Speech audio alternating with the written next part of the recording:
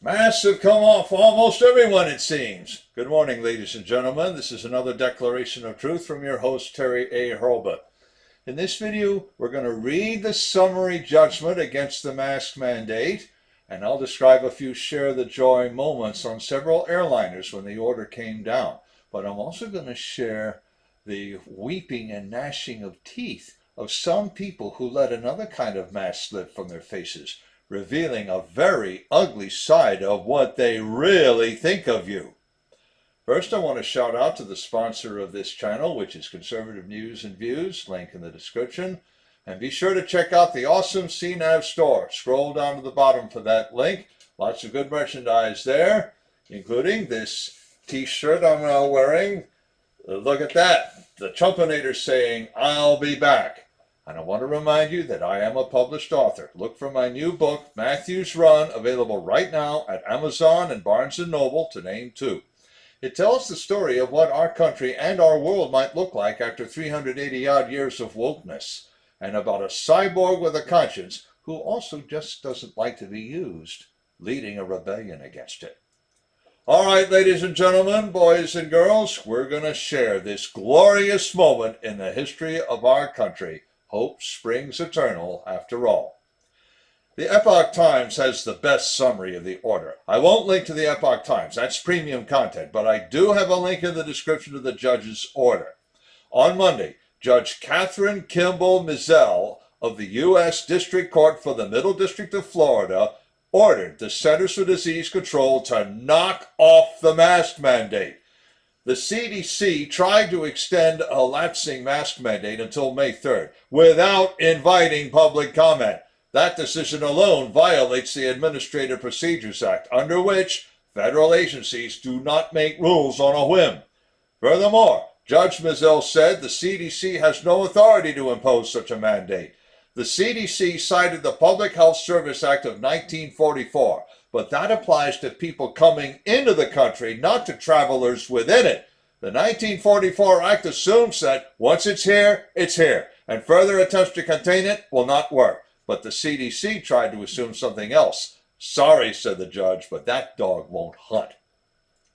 Jay Sekulow gave an insight in a video of his own. I have a link in the description. And suddenly it was like the news breaking of the Treaty of Paris in 1783. The Transportation Security Administration gave up enforcing the mask mandate at our airports. Delta Airlines and most of the regional airlines let the masks come off. A pilot for Alaska Airlines came into the passenger cabin in the middle of the flight to announce it. "Hey, this is not the sort of announcement you can make sitting in the cockpit, your push-to-talk mic in hand. Ladies and gentlemen, this is your captain." Oh no, your passengers need to see you. That pilot understood that. One passenger shared the moment on Twitter, and so did the now notorious Lives of TikTok account. In another Twitter video, a flight attendant shares the moment on an Allegiant flight. It was just about to take off out of Orlando. You can hear people clapping. Another flight attendant working for Delta took off her mask by way of demonstration, and emotion totally overcame her. I have links in the description to all these share the moment tweets. Now, to review, Delta announced first that the masks would come off, but American and United told PAX and crew to keep theirs on. But after the story broke in the Daily Wire, United said the masks could come off aboard their flights. I suggest you review all those share the moment tweets, and maybe you want to do something else. Get online, maybe on Vudu or Fandango or some other classic or at least boomer video channel. Look for a movie called Lost Horizon that came out in 1973. Watch especially for the entry into Shangri-La and the young-looking lady singing to everyone to "Share the joy." That says it all.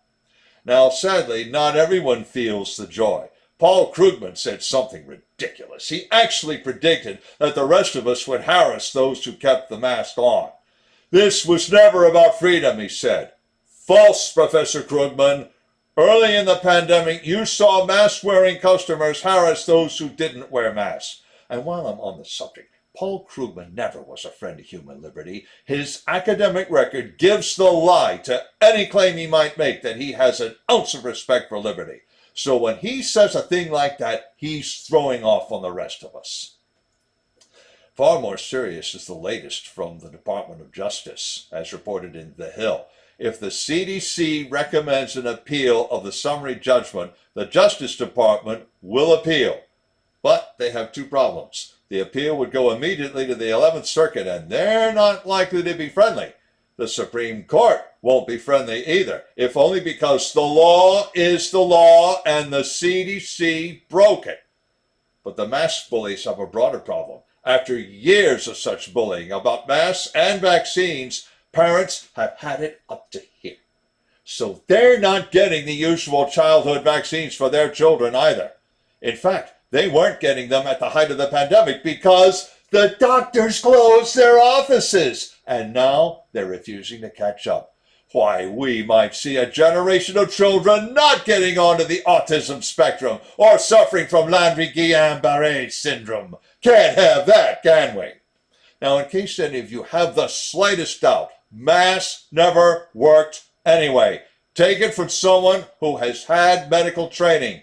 I've heard one witness compare it to trying to stop a mosquito with a chain link fence. Folks, that's a darn good metaphor and perfectly accurate. Oh, the big Bangladesh mask study? John Anthony at Sustainable Freedom Lab showed that the whole study was false and misleading. This is a larger blow to the soft authoritarianism John Anthony also wrote about. And for that reason, we have seen two kinds of masks come off. The literal mask came off transportation officers, crew, and passengers. The figurative mask came off our politicians. You saw Jen Psaki openly weeping and calling that judge crazy for ditching the mandate. Again, we saw Paul Krugman throw off on people and reveal his own attitudes. Mostly, we have an attorney general who does not respect the rule of law. Incidentally, we also see the vindication of Senator Mitch McConnell for keeping Merrick Garland off the Supreme Court in 2016. So again, share the joy and celebrate our liberty.